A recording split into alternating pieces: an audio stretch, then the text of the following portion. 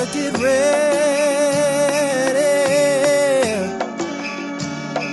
Oh no. Oh, oh, oh.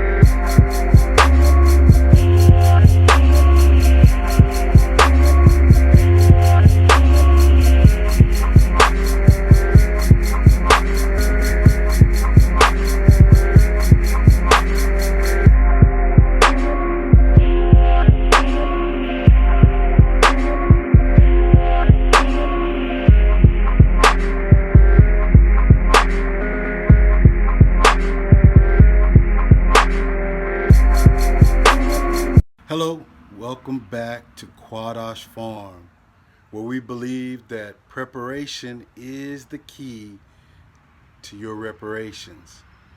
Well, today we're going to continue talking about executing the plan. We're going to be more specific today. We're going to talk about money and finances in detail, how important that is to you living out on a homestead or out on a farm. Let's start with generational wealth.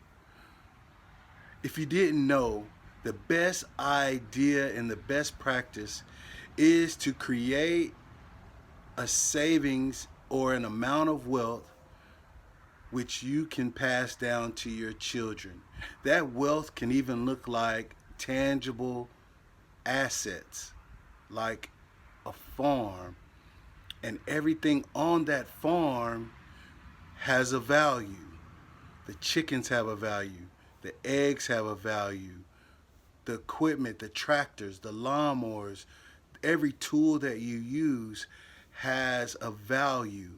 So when you think about how I can generate wealth to pass down to my children, yeah, you have life insurance policies. You have retirement, 401ks, pensions, things that you can leave your children as beneficiary. But one thing that's been proven for millennia of time is agriculture and farming. Because the key necessities to life, one of them is eating, food. So the basic necessity that all Americans should have is the ability to grow and produce food on their own. So when you think of financing and passing down generational wealth, the reason for this Qadash Farm page is to discuss things like this that may not be the norm and talked about on a normal basis. And if you're in the city, it might not even pertain to you. You might be more or less, how can I get a seed, put it in some dirt, and generate some food? And I know there are pages out there like that, but this is specifically speaking through my journey and how it can help you. So the one thing we want to think about is generational wealth and how can we amass assets and finances that we can pass down to our children to give them an opportunity and a head start and a leg up on just life and the challenges that are thrown at them.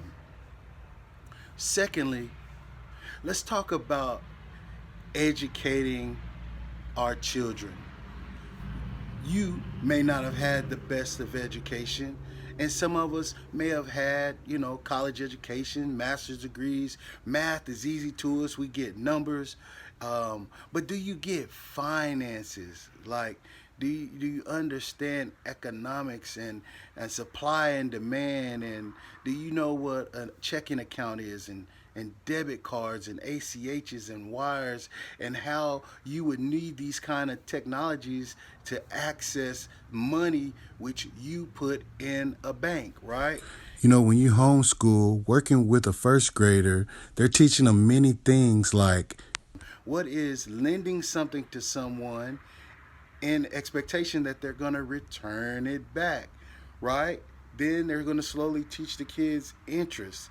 And what is interest on money borrowed? What is a savings account? How much do you get in return on that savings account? What is an annual percentage rate and what is an annual percentage yield? Educating our children on the basics of writing checks, even though checks are being sunsetted. It's becoming more debit card, more Venmo, Cashapp, more technological, right? More digital. And so are you raising your children to understand the finances and technology of the day?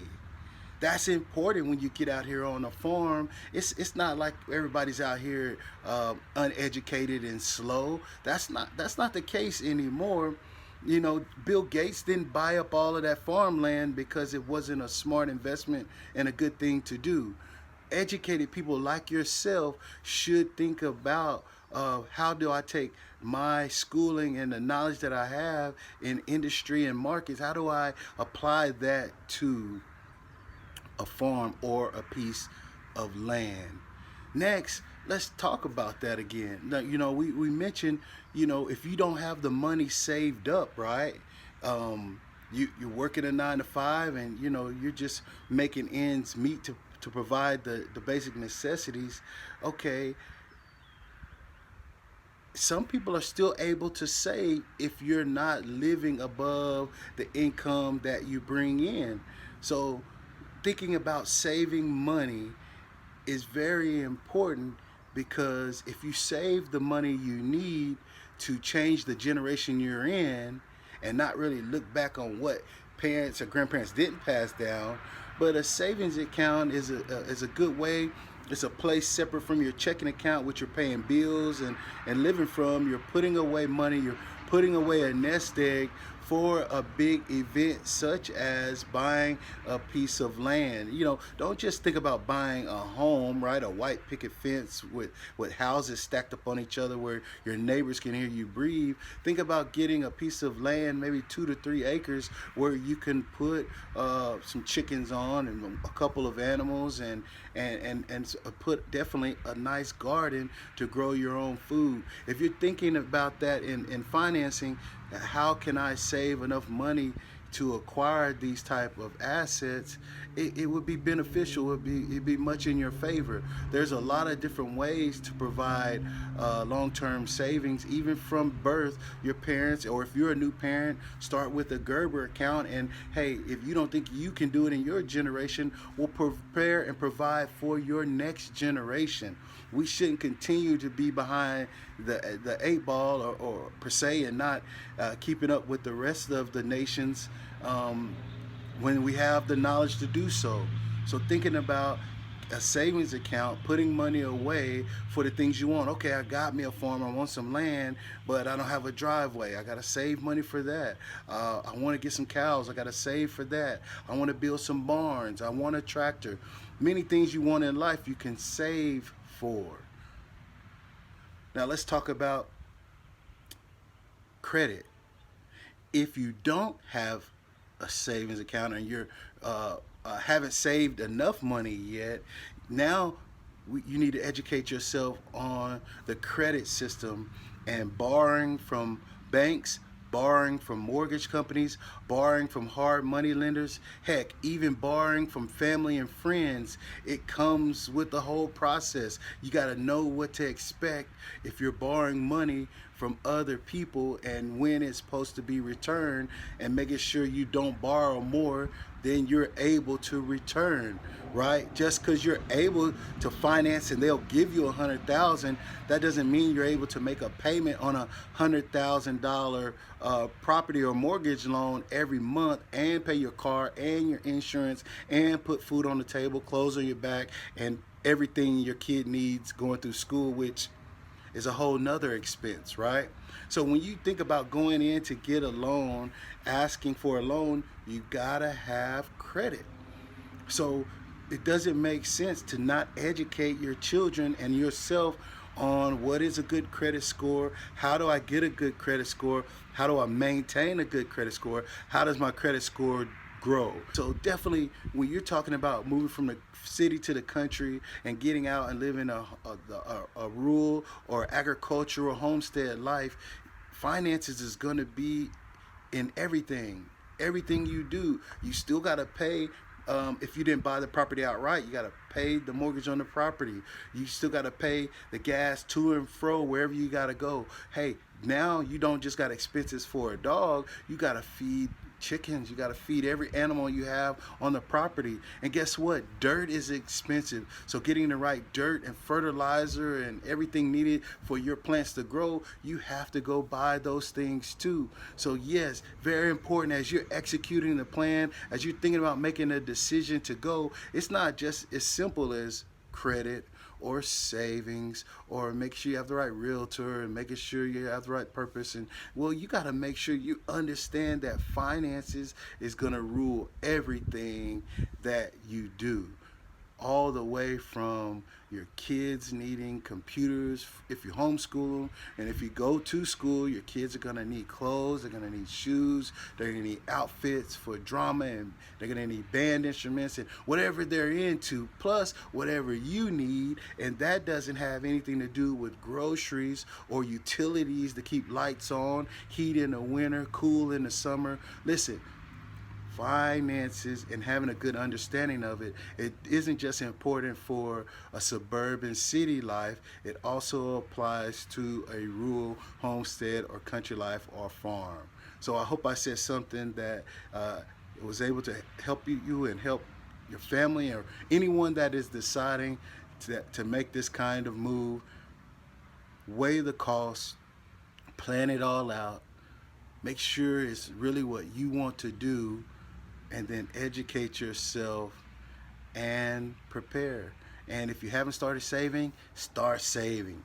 And if your credit isn't where it wants to be, where you want it to be, get online and Google and do the things necessary to prepare your credit. It's a wonderful life. It's peaceful, but it's a lot of work, and the reward is even better if you do it the right way. Well, I thank you for joining me. I hope you tune in to the next video. I'm going to bring even more impactful information that I think will help people along on their journey. And until then, get your hands dirty, get educated, do something to provide for yourself. And remember, here at Qadash Farm, preparation is the key to your reparation. Until we see each other again, may Yah bless and keep you. Yah bless.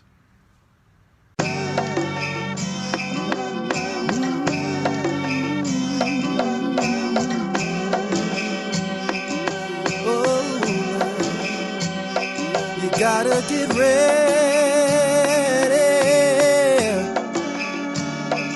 Oh, no.